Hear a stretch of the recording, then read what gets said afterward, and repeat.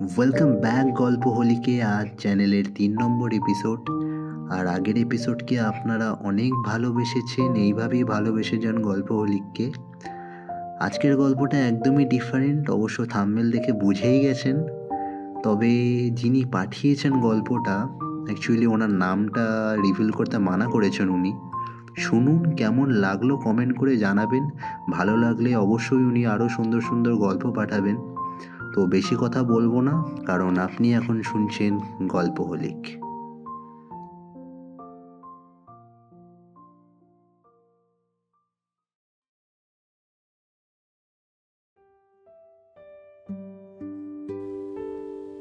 বৃষ্টি কখনো কখনো মানুষের কাঁদার শব্দটা লুকিয়ে দেয়।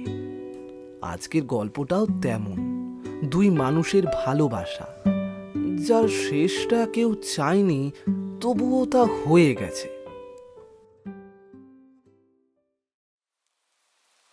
দীপতর্ক প্রথম শ্রেয়সীকে দেখেছিল কলেজের লাইব্রেরিতে। হাতে একটা বই, চোখে অন্যমনস্ক একটা আলো।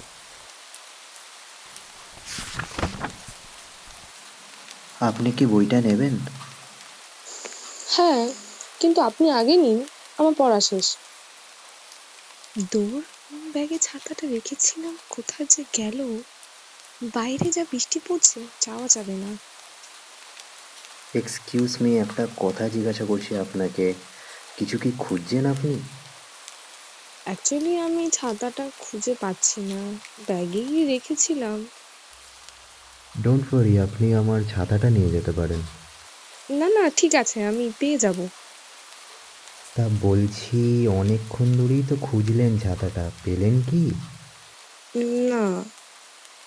আমি বলছি আমার ছাতাটা নিন, কোনো অসুবিধা হবে না। তাহলে আপনি যাবেন কি করে? আমি এই তো ফ্রেন্ডসদের সাথে বেরিয়ে যাব। আমার একটু তাড়া ছিল, আর আপনি আমাকে এই বৃষ্টিতে ছাতাটা দিয়ে যা উপকার করলেন, তার জন্য থ্যাঙ্কস। আরে থ্যাঙ্কস বলার কিছু নেই, ইটস ওকে।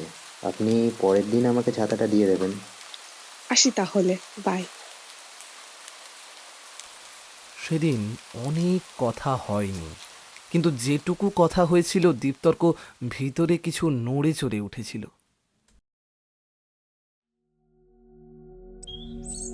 দীপতর্ক আগের দিনের মতো লাইব্রেরিতে বই পড়ছিল, তবে বই পড়তে তার একদমই ইচ্ছে করছিল না।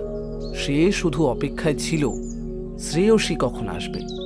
ঠিক কিছুক্ষণ পরে শ্রেয়সী আসে লাইব্রেরিতে। নীল কুর্তি, কাজল কালো চোখ, আর কপালে ছোট্ট কালো টিপ। দীপতর্ক এক দৃষ্টিতে তার দিকে তাকিয়ে থাকে। তার সেই মায়াবী চোখে কোথায় যেন হারিয়ে যায় সে। আরে, এই তো আপনি, নিন আপনার ছাতাটা। হ্যালো, শুনছেন? আপনার ছাতাটা।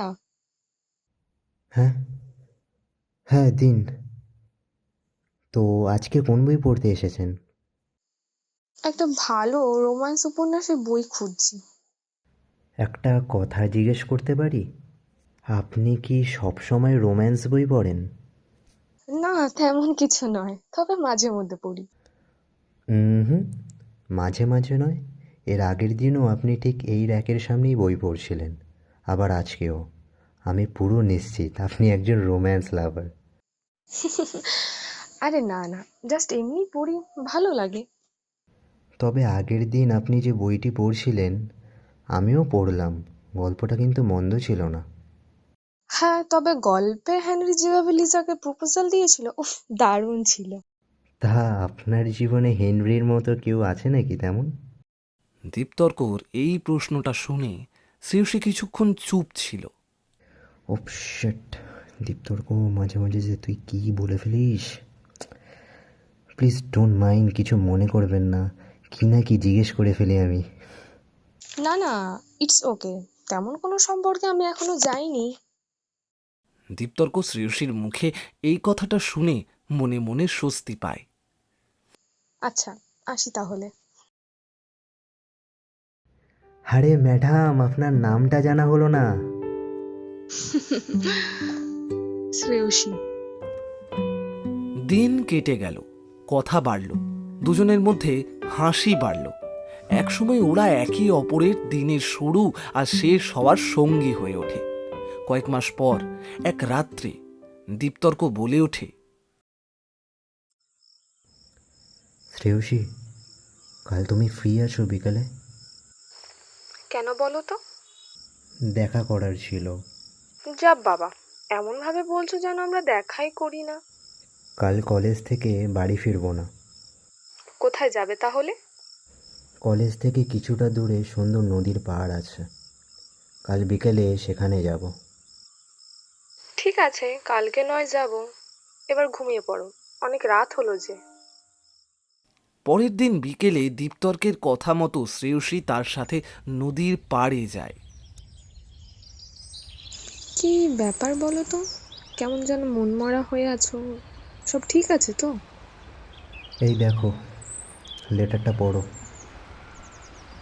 দীপ্তর্ক শ্রেয়সীর হাতে একটা কাগজ দেয়। কি দেখি? আরে বাহ, জয়েনিং লেটার যে!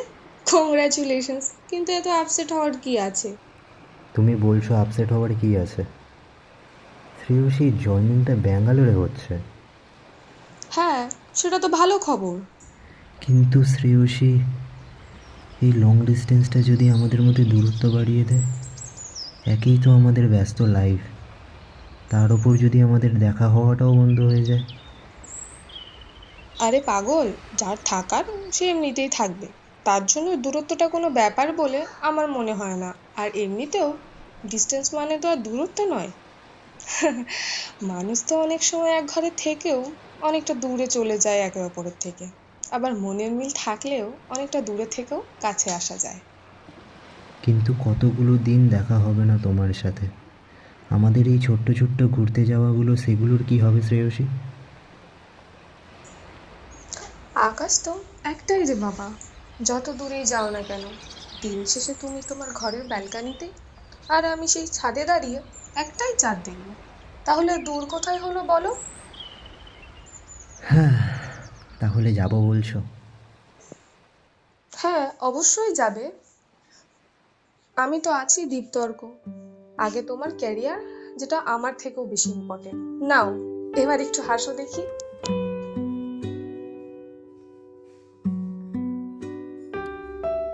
শ্রেয়সী, এইভাবেই সারা জীবন হাতটা ধরে রেখো, ছেড়ো না কোনো দিন। আচ্ছা, আমি এবার থেকে নতুন কোনো রেসিপি ট্রাই করলে কাকে দিয়ে টেস্ট করাবো বলো তো? কি আর করা যাবে, টেস্ট তো আর করতে পারবো না। কটা দিন নয় ভিডিও কলেই দেখতে হবে তুমি কি রান্না করছো। দীপ্তর্ক ব্যাঙ্গালোরে যায়, তবে তার মন চাইছিল না শ্রেয়সীকে ছেড়ে যেতে। ব্যাঙ্গালোর যাওয়ার পর জয়নিং এর প্রথম দিন ছিল তার। দিনটা ভালোই কেটেছিল দীপ্তর্কের, কিন্তু শ্রেয়সীকে সে প্রত্যেকটা মুহূর্ত মিস করছিল। সারা দিনের ক্লান্তি দূর করে ঘরে এসে দীপ্তর্ক শ্রেয়সীকে কল করে।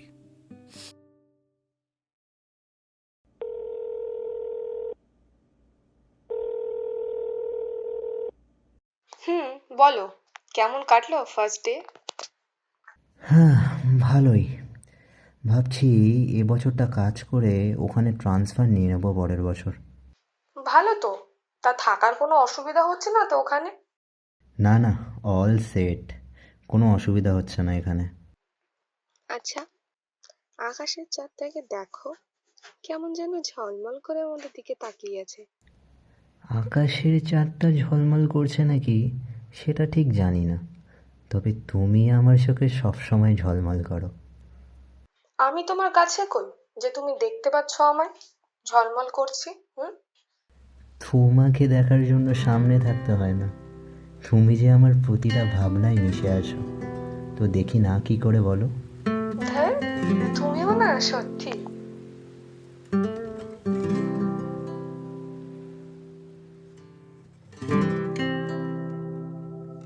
তারা একে অপরের কাছে না থাকলেও তাদের মনের মিলন যেন কখনোই বুঝতে দিত না যে তাদের ডিস্টেন্স অনেকটা দূর। এইভাবেই কটা দিন যাওয়ার পর ধীরে ধীরে শ্রেয়সী যেন বদলে যেতে লাগলো। কল কমে গেল, মেসেজ কমে গেল, হাসি কমে গেল। এমনি একদিন রাতে দীপ্তর্ক ফোনে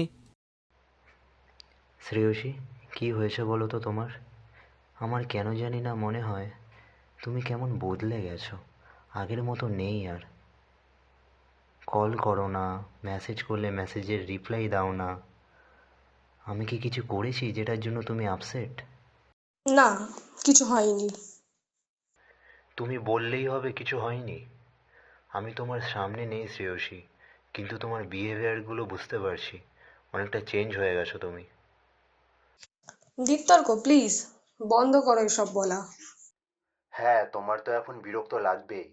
আমি এখন বিরক্ত হয়ে গেছি না তোমার কাছে? প্লিজ, আমার শরীরটা ভালো লাগছে না, আমি রাখলাম। দেখো শ্রেয়সী, প্লিজ বলো, আমি কি কিছু ভুল করেছি? বললাম তো না। তাহলে কেন এমন করছো? শ্রেয়সী, আম সরি। দেখো, আমি তোমাকে হারাতে চাই না। হ্যালো, হ্যালো শ্রেয়সী, হ্যালো, শুনতে পাচ্ছ? কলটা কেটে দিল। শ্রেয়সী কিছু না বলেই ফোনটা কেটে দেয়। সেদিন থেকে আর কখনো সব আগের মতো হয়নি। কটা দিন যাওয়ার পর দীপ্তর্ক ব্যাঙ্গালোর থেকে এসে শ্রেয়সীর বাড়িতে যায়। দীপ্তর্ক, তুমি? হ্যাঁ, আমি কন্টিনিউয়াসলি কটা দিন কল করে যাচ্ছি তোমায়।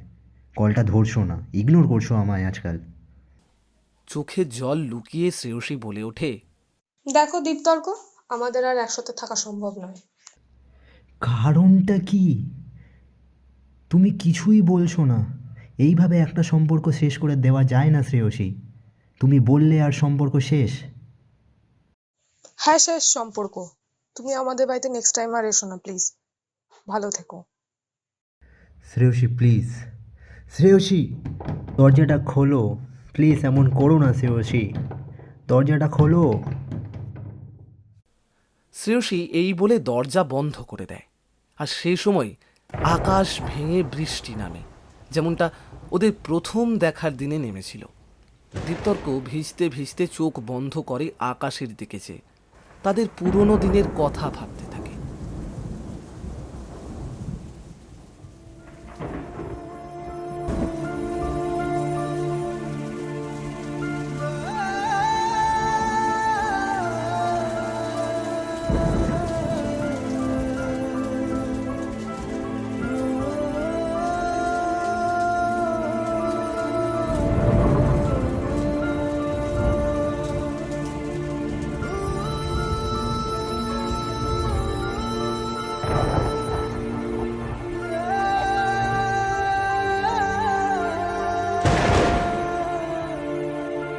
শ্রেয়সীর জীবনে একটা লুকোনো যুদ্ধ শুরু হয়েছিল, সেটা দীপ্তর্ক জানতো না। হঠাৎ করেই শ্রেয়সী একদিন অসুস্থ ফিল করে। তখন সে ডক্টরের কাছে চেক আপের জন্য যায়। ডক্টর রিপোর্টে যা জানায় সেটা হলো,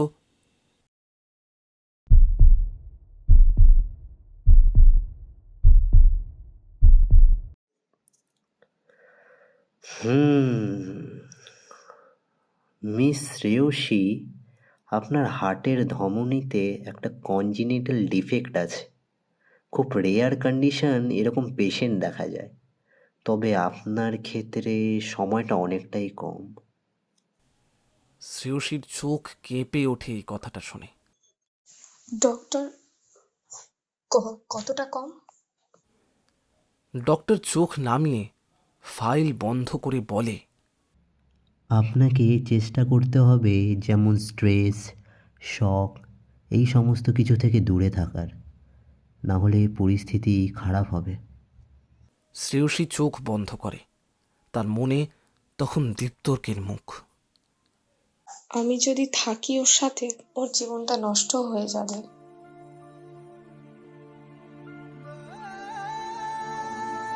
সেদিনই সে সিদ্ধান্ত নেয়, ভালোবাসলেও তার থেকে নিজেকে দূরে সরিয়ে নিতে হবে। দীপ্তর্ক শ্রেয়সীকে আর কল করে না, অভিমান করে থাকে। শ্রেয়সীর এমন বদলে যাওয়া সে কখনো মেনে নিতে পারছিল না। এইভাবে কটা দিন যাওয়ার পর সে নিজেকে আর আটকাতে পারল না। সে আবার শ্রেয়সীকে কল লাগায়, কিন্তু শ্রেয়সীর ফোন সুইচ অফ পাওয়া যায়। পরের দিন সকালে দীপ্তর্ক ছুটে শ্রেয়সীর বাড়ি যায়। গিয়ে দেখে বাড়িতে তালা দেওয়া। আশেপাশের লোকজনদের জিজ্ঞেস করলে তারা কিছু বলতে পারে না। দীপ্তর্ক প্রত্যেক দিন শ্রেয়সীকে এমন করেই খুঁজতে থাকে। এমনই একদিন হঠাৎ একটা ভয়েস নোট আসে দীপ্তর্কের কাছে। ভালো থেকো দীপ্তর্ক, আমাকে আর খুঁজো না প্লিজ, এটা আমার নিজের সিদ্ধান্ত। এমনি এক বৃষ্টি ভেজা সন্ধ্যায় দীপ্তর্কের দরজার সামনে একটা খাম পড়ে থাকতে দেখা যায়। দীপ্তর্ক খামটা হাতে নিয়ে যা দেখতে পায়, আরে, এটা আবার কিসের খাম? কোনো নাম নেই তাতে, শুধু লেখা সত্যিটা জেনে রাখো। এবং সেই খামের ভিতরে একটা মেডিকেল রিপোর্ট আর একটা চিঠি ছিল।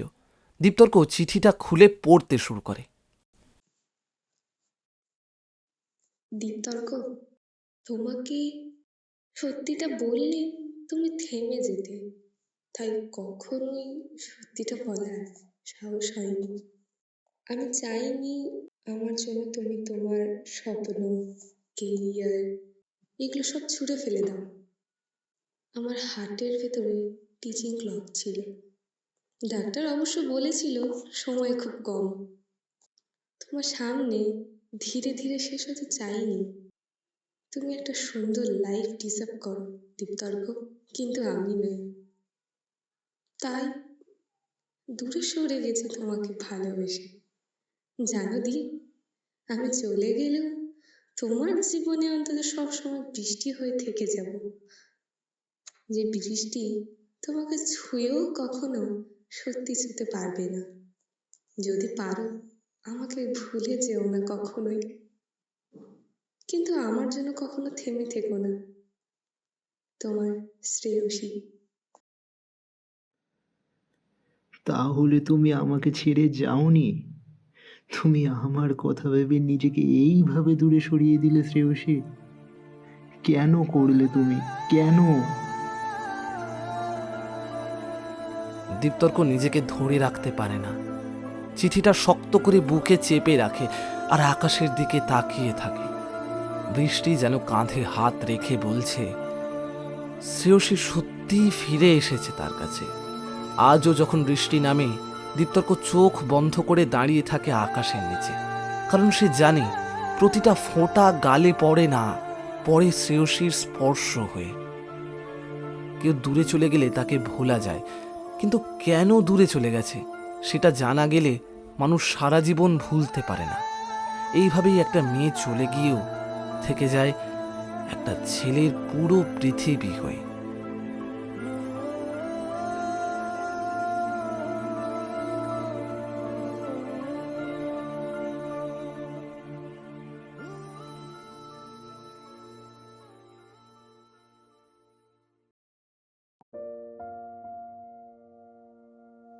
তো কেমন লাগলো আজকের এপিসোড কমেন্ট করে জানান। আর আগের এপিসোডকে আপনারা অনেক ভালোবেসেছেন এবং সুন্দর সুন্দর কমেন্টও করেছেন। তো চলুন কমেন্টগুলো চেক করে নেওয়া যাক।